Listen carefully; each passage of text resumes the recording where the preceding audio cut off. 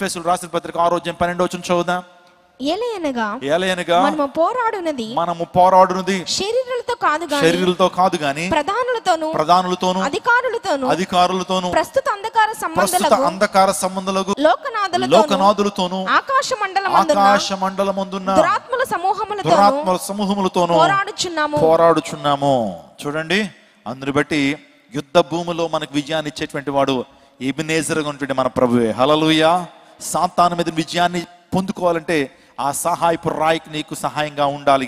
ఆ తర్వాత శరీరం, ఆ తర్వాత లోకము, ఈ శత్రువుల మీద విజయం సాధించాలంటే దేవుడే మనకు సహాయాన్ని అనుగ్రహించేటువంటి దేవుడు. యుద్ధంలో ఉన్నావా, నేను నీకు సహాయం చేస్తాను దేవుడు వాగ్దానం చేస్తున్నాడు. యుద్ధ భూమిలో ఉన్నావా, చూడండి ఆడ మోషే నిలబెట్టిన బలిపీఠాన్ని చూడండి. మోషే అక్కడ బలిపీఠాన్ని నిలబెట్టాడు, ఎబెనేజర్ అని పేరు పెట్టాడు. ఆ బలిపీఠానికి, ఆ రాయికి పెట్టిన పేరంటే ఎబెనేజర్. ఎందుకంటే దేవుడు ఫిలిష్తీయుల మీద వారి గొప్ప విజయాన్ని ఇచ్చినప్పుడు ఎబెనేజర్లోనే వారు విజయాన్ని సాధించారు. కాబట్టి ఆ యొక్క ప్రాంతంలో ఆ రాయికి ఎబెనేజర్ అని పేరు పెట్టడం జరిగింది సమూయేలు. ఒక మాట నేను చెప్పనివ్వండి, ఈరోజు మన జీవితంలో దేవుడు నీకు విజయాన్ని ఇస్తాడు, దేవుడు నీకు జయ జీవితాన్ని ఇస్తాడు. ఓడిపోయిన స్థితిలో ఈ ప్రాంతానికి వచ్చావా, చేజారిపోతున్న వేళల్లో కూడా దేవుడు నిన్ను ఓడిపోనివ్వడు. నిన్ను ఉన్నతమైనటువంటి కృపలో చూడాలని దేవుడు ఆకాంక్షిస్తున్నాడు. దేవుడు నీకు విజయాన్ని ఇవ్వటం కొరకు ఆయన లోకానికి వచ్చాడు. God came to this world to give you victory in every aspect of your life. నీ జీవితంలో ప్రతి అంశంలో కూడా దేవుడు జయాన్ని ఇస్తాడు.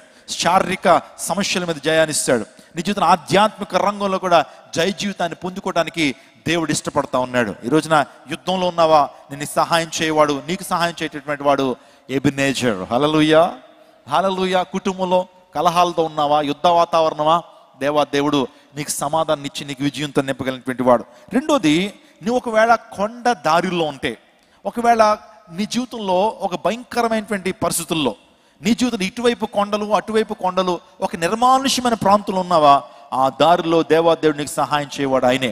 121 కీర్తన 1వ చరణంలో దేవుని లేఖనం చెప్తున్నాయి, కొండల తట్టు నా కన్నులు ఎత్తుచున్నాను, నాకు సహాయం ఎక్కడి నుండి వచ్చును.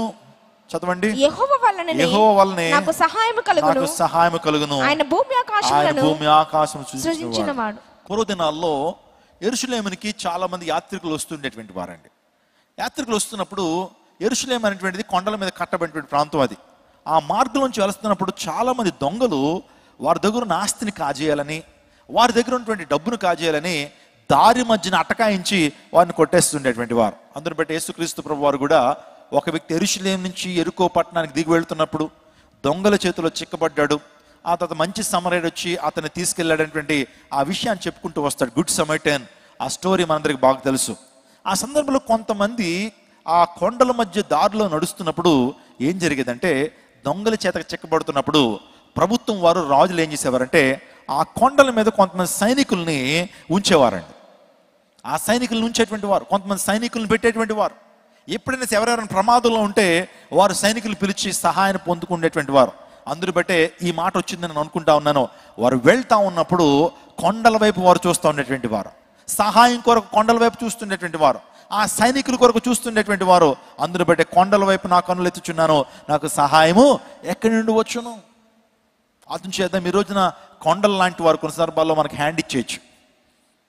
కుటుంబ పెద్దలు ఉంటారు, కొన్ని సందర్భాల్లో మన కుటుంబానికి ఎవరో పెద్ద ఉంటాడు. సో ఆయన అంటాడు, నీకు ఏ కష్టం వచ్చినా నీకు సహాయం చేస్తానంటాడు. తీరా కష్టం వచ్చి వెళ్ళి అడిగితే ఇప్పుడు నేను సహాయం చేయాలని అంటాడు. ఆ తర్వాత నువ్వు ఓటేసిన ఎమ్మెల్యే గారు, నీకు సహాయం చేస్తాను, అన్ని విషయాలు నీకు తోడుంటానంటాడు. వెళ్ళేటప్పటికి ఒక వారం రోజుల క్రితం వస్తే నీకు సహాయం చేసేటువంటి వాడిని అంటాడు. కొన్ని సందర్భాల్లో మనం ఎక్స్పెక్ట్ చేస్తున్న వ్యక్తి నుంచి సహాయం మనకు రాకపోవచ్చు. ప్రజల మీద ఎన్నిసార్లు మనం ఆధారపడతాం.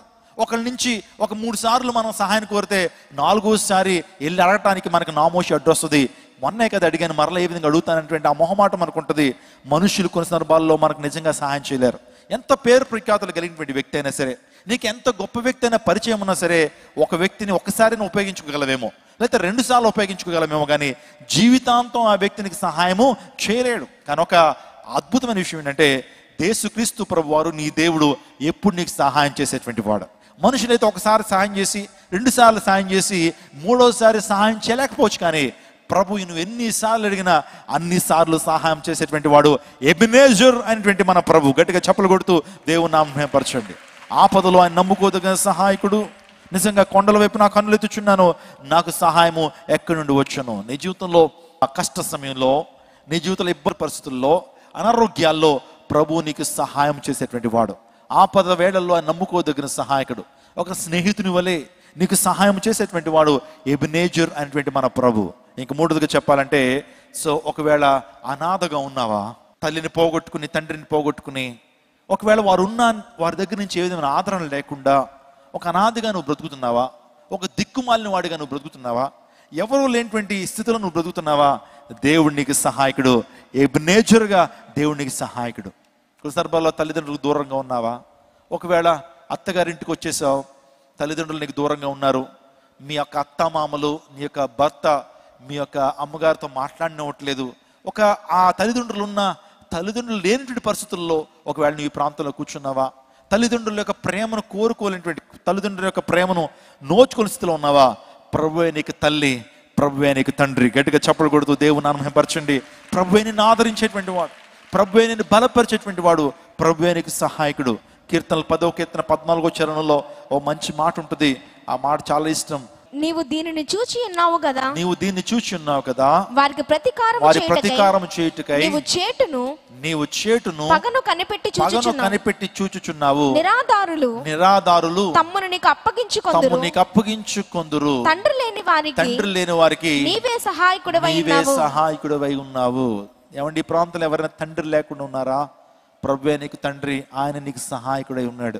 తండ్రి నుంచి చాలా కేర్ మనం అనుభవిస్తామండి. తండ్రి యొక్క ప్రేమ చాలా గొప్పది.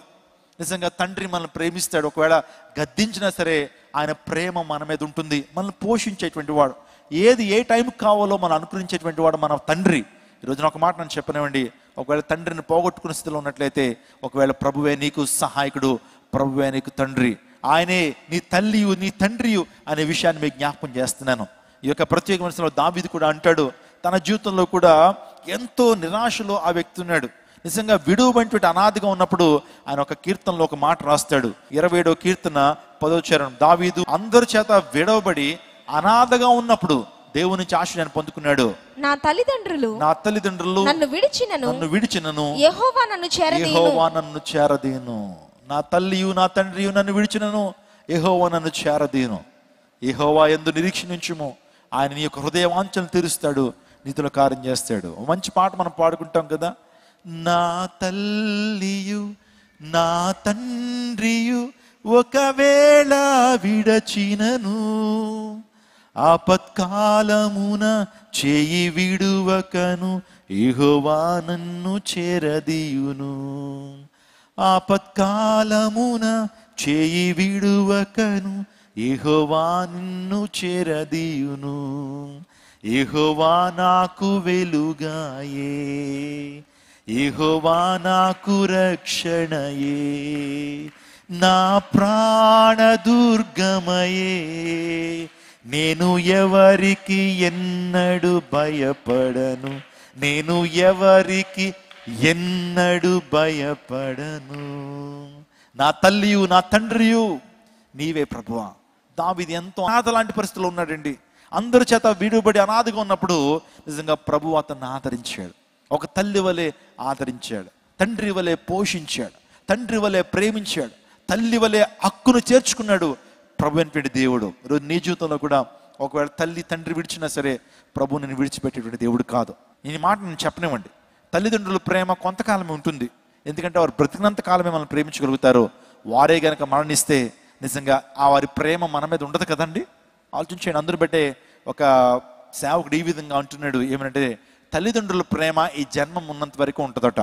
వారు ఈ లోకంలో బ్రతుకున్నంత కాలమే వారు మనం ప్రేమించగలుగుతారు. ఏ ఒక్కరు కూడా ఆదరలేని పరిస్థితులు ఉన్నాయేమో, ఒకవేళ అప్పులు చేసేసి అప్పు తీర్చినటువంటి పరిస్థితులు ఉన్నావా, ఏ ఒక్కరు బంధువులు ఎవరు కూడా ఆదరించిన పరిస్థితులు ఉన్నావా, ఈరోజు ప్రభు నీకు ఎబెనేజర్గా సహాయం చేసేటువంటి దేవుడు. ఒకవేళ నువ్వు అనాథగా ఉంటే కనుక ప్రభు నిన్ను ఆదరించేటువంటి దేవుడు. తల్లిని మించిన ప్రేమ, ఎందుకంటే మనం పాడుకున్న పాస్టర్ గారు పాడారు, తల్లిని మించిన ప్రేమ, నిత్య ప్రేమతో నన్ను ప్రేమిస్తున్నావు. తల్లికి మించిన ప్రేమ నీదయ్యాని చక్కగా మనం ఆరాధన చేశాం. అవును, తల్లిదండ్రుల కంటే అధికమైన ప్రేమను యేసయ్య నీ జీవితంలో చూపించగలడు. హల్లెలూయా. తల్లిదండ్రుల కంటే అధికమైన ప్రేమను మన ప్రభు మన పట్ల చూపించగలడు. ఆయన ఆపద వేళ నమ్ముకోదగిన సహాయకుడు. అందరికీ గొప్ప శుభవార్త. కని విని ఎరుగని రీతిలో విజయవాడలో క్రీస్తు శాంతి మహోత్సవాలు. తేదీలు 2025 ఫిబ్రవరి 4, 5, 6, 7 తేదీలలో.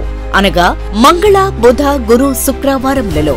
సమయం సాయంత్రం 5:30 స్థలం బిషప్ అజరయ్య గ్రౌండ్స్, విజయవాడ. ప్రపంచ వ్యాప్తంగా కోట్లాది మందికి దీవెనకరంగా ఉన్న మన దైవజనులు డాక్టర్ జాన్ వెస్లీ గారు మరియు రెవరెండ్ డాక్టర్ పాల్ ఇమానియేల్ గారు శక్తివంతమైన సందేశాలు అందించి ప్రతి ఒక్కరి కొరకు ప్రత్యేక ప్రార్థనలు చేయుదురు. అపోస్తులు జోసెఫ్ విజయ్ కుమార్ గారు, పాస్టర్ కాలేబు గారు, షకీనా గ్లోరీ గారు, బ్లెస్సీ వెస్లీ గారు, నిస్సీ పాల్ గారు, 200 మంది క్రైస్ట్ టెంపుల్ గాయక బృందంచే అద్భుతమైన స్తుతి ఆరాధన.